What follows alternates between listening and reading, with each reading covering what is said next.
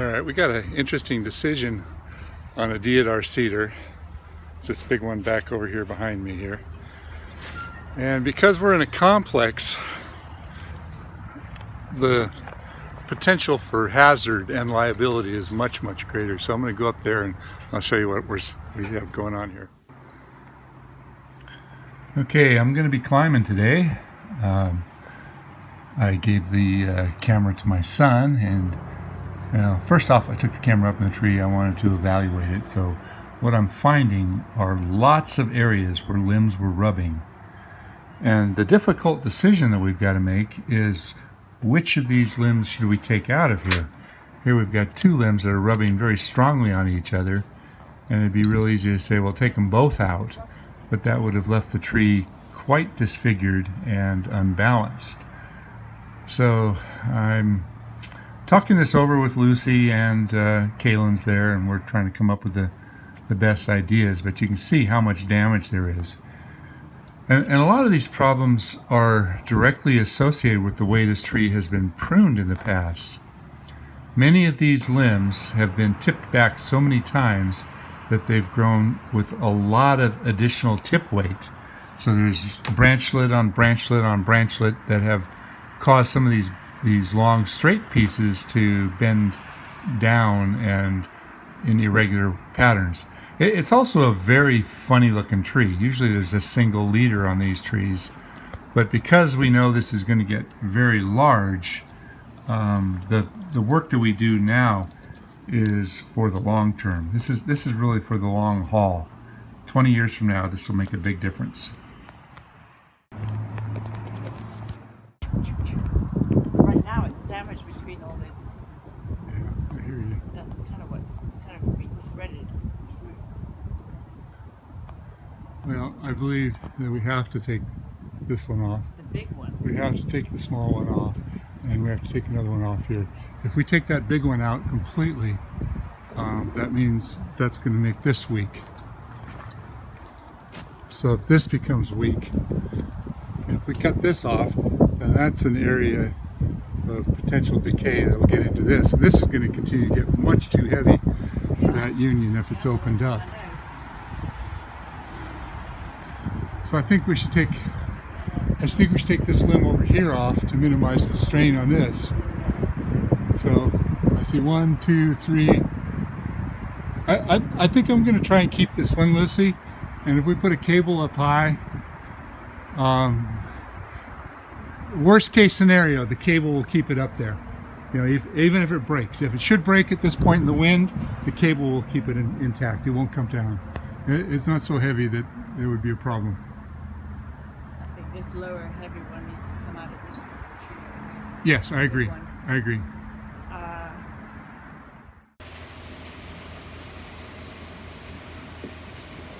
Okay, I also decided to use the new lowering device. I don't know if any of you saw the video where I said, what is it? Well, this is the first opportunity that I've had, and typically this lowering device is used with the bucket truck because you can move it around and position it, but I wanted to give it a try and see what it's like to use it while I'm climbing. It's a pretty heavy unit. It is aluminum, but weighs about 10 pounds. There's some pros and some cons to every new tool, and I'm just learning it. So at this point in time, I think I'm going to hold my judgment. It worked very well, but there's some things about it that I kind of question. So I set it up, and some of these limbs I didn't really need to lower down with the rope. I could have taken a lot of pieces, but there was sprinklers and some plants, and there was a light and a few things down underneath, and the building was down there as well. So we did take our time and roped everything down.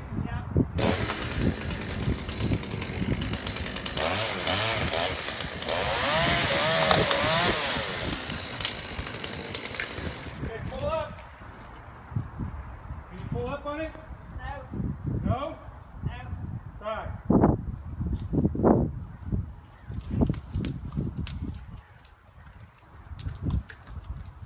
You're helping me there, right? A little bit. Okay, now go down. Kind of slow. Okay, straight down. Now go back out with it. Pull out with it. Because you want to get it out of the middle. Pull hard. Now Lucy was out on the job with us, and I don't really give her a lot of opportunity to do some roping, so I put her on the ropes today. She did okay. She did just fine. From this side, She I want you to pull didn't there. quite have the weight to pull some of these branches back up, but she muscled everything I down. want you to go see where She's you go. she's a good worker, and she's got a Bottom, good attitude. come up on it. So It goes. I want you to I enjoyed climbing today. I enjoyed using this tool. see if you've got any I'm way still of thinking long and hard about it. Really looking for a better job, something with more weight, like maybe a big, wide spreading oak tree where we've got to take down some really significant limbs. Something that I can really get my teeth into. hold it tight, pull up on it.